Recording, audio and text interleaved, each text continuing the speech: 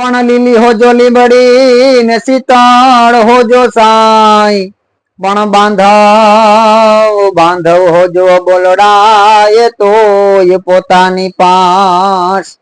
કવિ એમ કે છે કે લીલી હોજો લીમડી શીતળ હોજો છાય, પણ બાંધવ ભલે અબોલડા તોય પોતાની પાસ.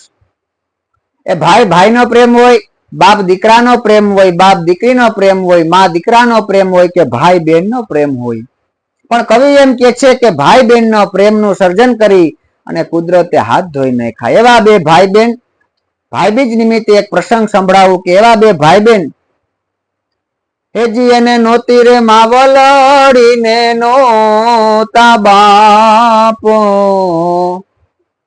એની નોતી માં કે નોતા બાપ. એ ધરતી ને ધાવી ધાવીને મોટા થયા હતા ભાઈ બેન.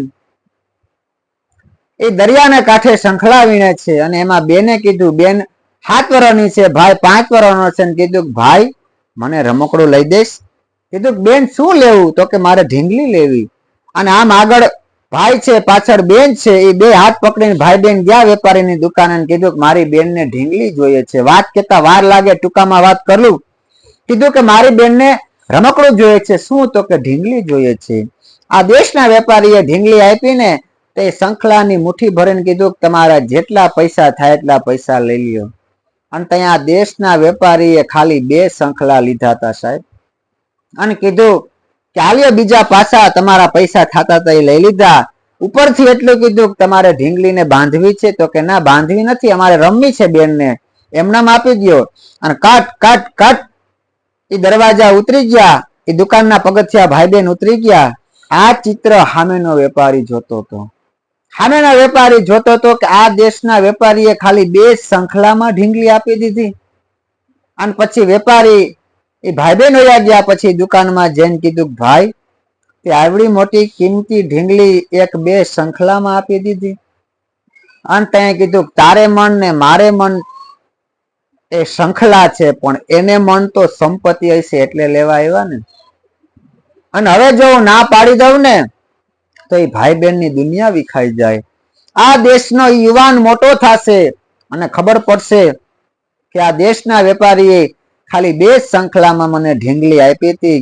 તેથી અંતરના આશીર્વાદ આપશે ને એ રૂપિયા કરતા વિશેષ હશે ને મારી હાથ પેઢીઓને તારી દેહે. આ ભાઈ બહેનનો પ્રેમ છે. એવો જ બીજો એક પ્રસંગ કે નવરાત્રીમાં ભાઈને તેડી અને બેન ગરબો ગાવા નીકળે. ભાઈને હમો કરે તો ગરબો પડી જાય, ગરબાને પકડે તો ભાઈ પડી જાય.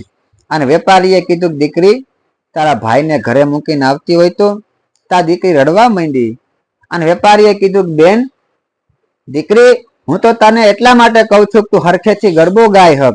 અને ત્યાં દીકરીએ કીધું કે મારા ભાઈને કેની બાજુમાં મૂકવો, મારા મા બાપ તો ગુજરી ગયા છે. અને સાહેબ ત્યાં દેશનો વેપારી એ રડવા માંડ્યો હતો અને કીધું કે તારાથી વિશેષ દુર્ગાને ક્યાં ગોતવા જાવી, તારાથી વિશેષ મહાકાળીને ક્યાં ગોતવા જાવી, તું જ મહાકાળી, તું જ ખોડલ, તું જ જગદંબા. સાહેબ પોતાના ભાઈને કાખમાં બેહી અને ગરબા ગાઈને આથી મોટી જગદંબાના દર્શન ક્યાં કરશો તમે? ઈ જ જગદંબા, ઈ જ દુર્ગા.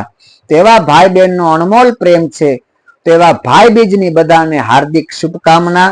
બધાના જીવનમાં મીઠાશ રહે અને બધાના જીવનમાં જે દુઃખના વાદળો છે એ દૂર થાય અને સુખનો અમી વર્ષા થાય એવી આશા સાથે, એવી પ્રાર્થના સાથે બધાને ભાઈ બીજની શુભકામના. અસ્તુ. મહાદેવ. જય સિયારામ.